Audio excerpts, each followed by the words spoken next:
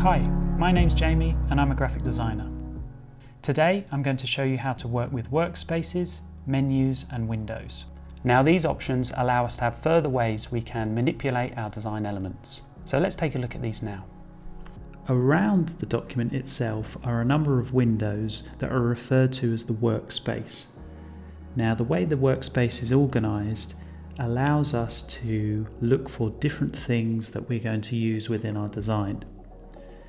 Incidentally, we can change this workspace and we can do so up here in the top right hand corner. If we click down on this arrow, you'll see a number of options are available to us, and the one that I want to talk through with you now is called Essentials Classic. So by clicking this, make sure that this is selected. You may see that your workspace changes in its appearance. For example, if I go into Essentials now, you will see a much reduced workspace with less options. This is absolutely fine. You can set this up to work in the way that you desire to later on. But just for this demonstration, we're going to work with Essentials Classic. What's great about this workspace is it has lots of options so that we can get familiar with how the workspace operates. Firstly, on this left-hand side, we have our tools. These are represented by the different icons here that we can select from. And this is essentially what it sounds like, our toolkit. Things that we can select from and make edits to the design content that we have on the page. Along the top, we have the control panel. Up here, we can also make very quick and easy changes that are available, and these are specifically with reference to numbers and coordinates. So here in these panels we can edit the width and height or X and Y coordinates of a particular object once we have selected. We also have some windows here for scaling different objects when they're selected. So these can be very useful to reach for and also to check elements of our design to ensure that the sizes are correct as we're designing. And on the right hand side we have our Windows tabs. Here we have a number of preset windows that are available. However, by clicking these you'll see that more options to that specific window are available. So by clicking this top Pages window, the window opens and closes with more options that we can go into and explore. The concept of this is to keep our workspace tidy, so as we're designing and focusing on the design in the center of the page, we know where we can navigate these different areas to understand what to look at and where to access things within our design. Next, we're going to look at our windows. The windows can be accessed from their own specific menu called Window, and windows are a collection of options to a specific design feature. Now, windows themselves we've already accessed here on the right hand side. For example, the ones that we have available here, such as Pages, Character, Layouts. These are all forms of window, and by selecting these we have all of the options that we can then access within that window. However, at different times of designing and to designing different things, we require different selections of these windows to be open to access different design features. So for example, if I click here on my window menu bar, you'll see that tools themselves are a form of window. If I select this, you'll see that the tools have disappeared here on the left hand side.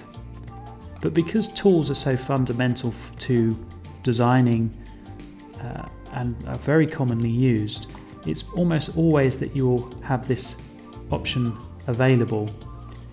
And you'll see that this has been selected by the tick sign that is available.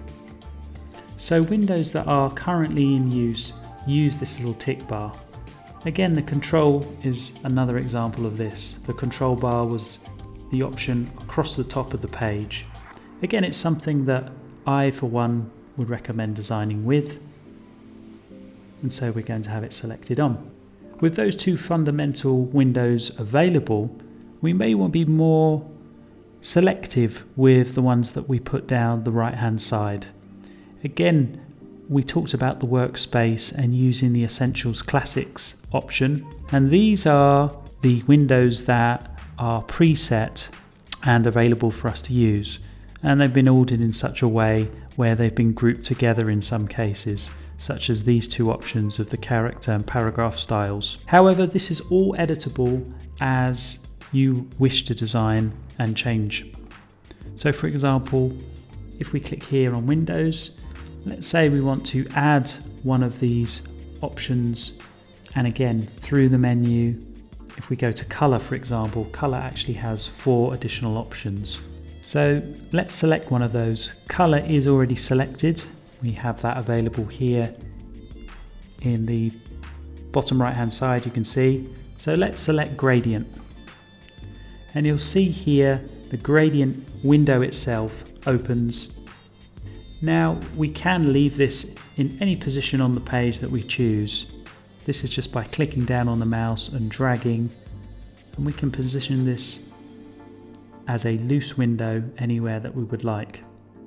This can be useful when we're designing and we just want one thing that we want to be focusing on and, let's say, checking our design for a particular feature. However, typically if you design with the window on the page, it can disrupt what you're looking at and the view of your design itself. So what you can do here is by clicking and holding down on the mouse, you can move your option over, and you'll see on this side. So what you can do is click here, and by holding down on the word itself, you can move over. I haven't let go with my mouse yet, and you can see a little blue indication is showing where I would like to place this particular window. And here it's keeping all of these windows in nice organization. So as I now click the gradient window, all of those options are available to me. It's just much more tidy to do it this way. And then when I want to access it, either to put it in, I click the window itself, or click this arrow to put it away. And this is very, very useful when designing. We have multiple different windows to look at once. And you can also group things together. So again, if you click down, if you decide that your character window you want close to your page window, you can click, and you can either have it next to it, or if we hold down, you'll see that that window can be combined with both of those windows together, can be combined to form an option. So this can be really useful because you can group, let's say, all of your color options together, all of your type options, all of the options relating to the page, etc. And again, reorder these as you might in a particular hierarchy, with, let's say, important things at the top and less important things below. You can also remove any of these at any time. For example, if I move one over here, you have a small arrow in the top left where you can click and turn that option off. And to re-access that option, if I click window, that particular window I had open there and closed was info, so I can go straight back here, and it will open in the last place that it was closed. So again, I can go over and replace that where I particularly would like. Again, I could access any of these windows not just by clicking on them, but from the Windows drop-down menu, and that option will open there. It may be that with many open I can't see them, and it is actually easier just to come up here and look for the specific thing that I require. By doing this, you'll quickly familiarize yourself with the windows if you go through this selection of options and simply have an explore, looking at where different things are listed underneath and where you can find them. I hope you've enjoyed this video. Please subscribe to the Domestika channel. Again, if you'd like to learn more about my process, you can see a link to this Domestika course in the description below.